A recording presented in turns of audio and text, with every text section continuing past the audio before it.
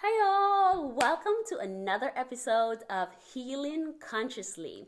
For those of you who doesn't know me, my name is Nicole. I am a clinical hypnotherapist who specializes in working with survivors of narcissistic abuse. In today's video, we are going to talk about how to recognize when you are in a triggered state after narcissistic abuse. Recognizing your triggers is crucial for managing your reaction and fostering healing. Now, here are some signs to help you identify when you are being triggered. Let's talk about physical sensation or physical symptoms. Pay attention to your body. Common signs include increasing heart rate, shallow breathing, sweating, or tension in your muscles, or maybe even feeling a feeling of heaviness. These are signs that you are recalling some memories from the past trigger, and it is now causing you or putting you in a fight and flight state. Now let's move on to emotional reaction. Notice sudden feelings of anger, anxiety, sadness, or even frustration that seemingly just appear out of nowhere.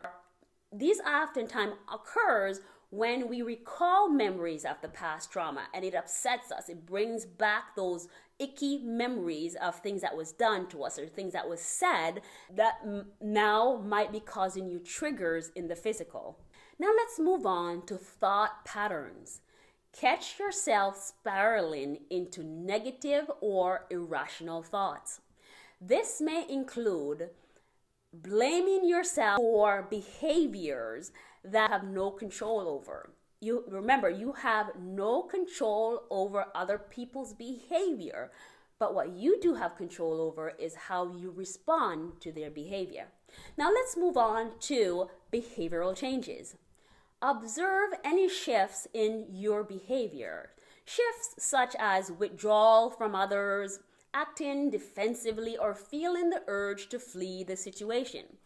Oftentimes, survivors of narcissistic abuse find themselves in a fight or flight state.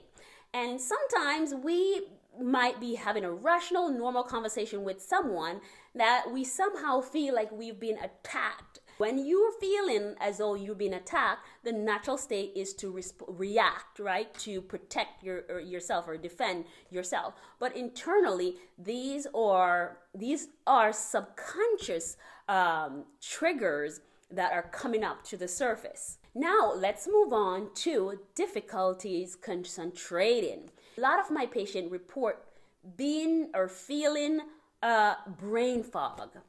Be aware of this. This might be a response to the past trauma. Now let's talk about interpersonal reaction. Notice how you're interacting with others. Are you snapping at people, feeling overly sensitive, or experiencing heightened emotions? These are often triggers that from the past trauma. Oftentimes we recall or replay things that was done or said to us, a particular situation, and we might not be thinking about it consciously, but our subconscious mind brings it to the surface and we react to it. And we take out this kind of reaction or what we're feeling inside onto the people around us or the environment, not knowing that it has nothing to do with the people around us, but simply it is your triggers that are coming up from the surface. It's a result of the buried trauma that you're experiencing and the triggers that are associating with it. Now let's talk about self-reflection. Take notes on situations that consistently trigger you. Journaling can help you identify patterns and common environment that leads to these feelings.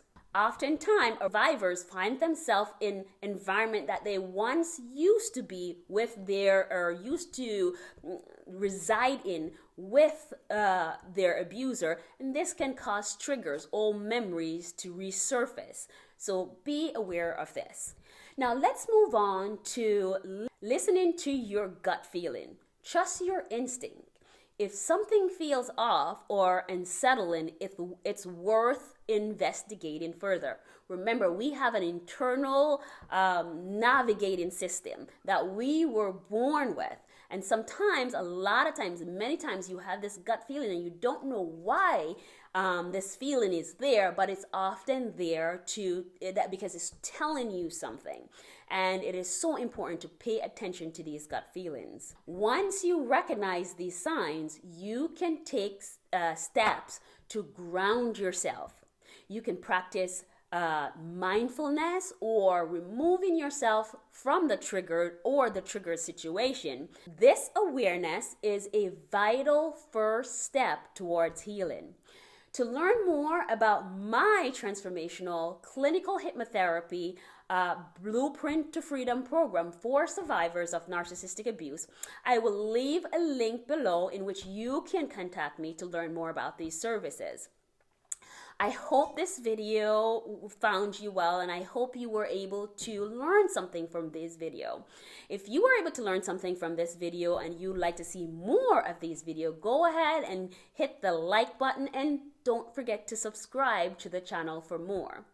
Remember, you guys, triggers from narcissistic abuse are deep. We work so hard to, stay in a peaceful state, but these mental, emotional, and physical triggers will come out of nowhere and send us for a loop. This is a great indication that your trauma is deep rooted. It's not something that's on the surface that is a quick fix. It takes years for your abuser to traumatize and program you. These triggers are a part of the programming, and you can break free from these triggers. Remember that you're not alone, and it is so vital to seek help and support on your healing journey. Until next time, you guys, ta-ta for now. Peace be with you.